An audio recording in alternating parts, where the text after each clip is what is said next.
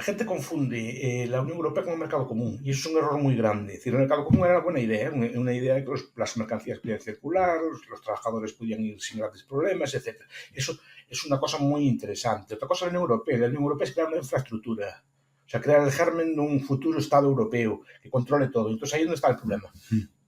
Está el problema porque ya se empieza a meter en cosas que no sabe, trabaja sobre realidades muy distintas y tiene una vocación de querer intervenirlo todo. Y eso es donde critico yo a la Unión Europea. Y me parece bien que el Brexit debilite esa Unión Europea. Y que exista esa posibilidad, por lo menos, para que no extienda su alcance. Si extiende su alcance, dejaríamos de ser europeos. Porque Europa nunca estuvo unida políticamente. Nunca. Y ese fue la raíz de su éxito histórico. La unificación de Europa pues será como China. Sí, una de tus tesis más potentes es que tú crees que el capitalismo aparece en Europa siglos XVI, XVII, ¿no? Empieza a surgir gérmenes en Holanda, en Reino Unido, en algunos sitios de aquí y allá, y tú dices en tus tesis que crees que precisamente esa competencia que existía entre pequeños estados es lo que posibilita el surgimiento y que existían espacios soberanos donde pudiese ensayar esto. Podías experimentar, ¿no? A pequeña escala. Podías experimentar y como eras soberano, los demás no se podían meter en tus asuntos. Yo creo que lo repetí varias veces, pero creo que el emperador Tiberio le vino un inventor y le dijo, mira, tengo esta máquina y tal, y mandó que rompieran la máquina, o se mandó que lo ejecutaran. Era una cosa así, pues una leyenda, contada de varias formas, no sé si es un hecho histórico. Pero la idea me gustó.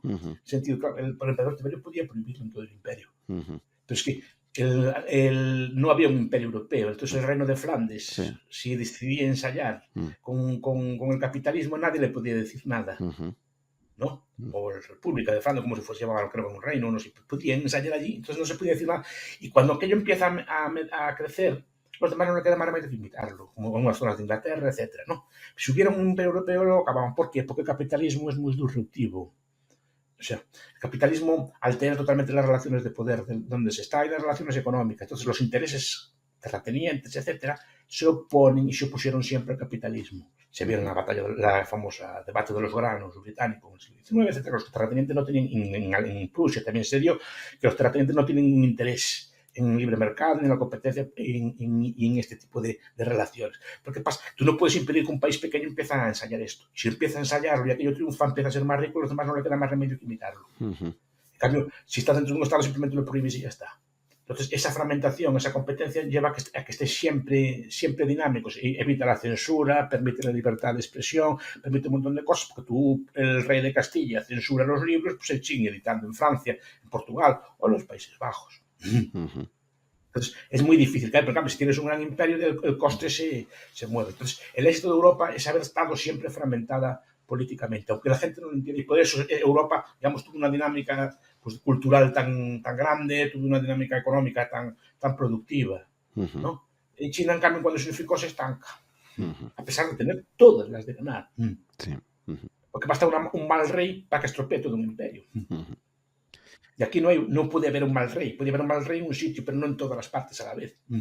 Más se ensayaba. Si una cosa funcionaba, se copiaba. Si no funcionaba, se abandonaba.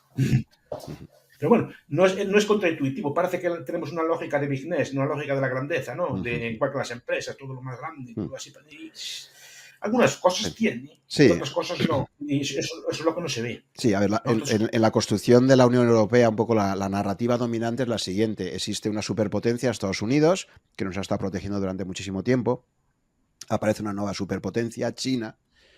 Y los países europeos se van dando cuenta, unos antes, otros después. España se dio cuenta hace ya muchos siglos de que ya no éramos el imperio que éramos del siglo XVI, pero al Reino Unido le cuesta mucho darse cuenta, después de la Primera Guerra Mundial y ya solo con la Segunda y tal, pues de que ya la escala que tenemos comparada con la dimensión del planeta es muy pequeña, ¿no? Entonces que la unión política europea era una forma de plantar un poco cara a las nuevas superpotencias globales, ¿no? Primero Estados Unidos con la Unión Soviética, luego desaparece la Unión Soviética, ahora aparece China y tal. Es un poco la lógica, la narrativa dominante que lleva a justificar esta unión política y el que entre todos podamos ser un mercado de 27 estados, que podamos tratar. Un poco la lógica que se instala, ¿no? Pero la construcción europea se hace con una gran asimetría.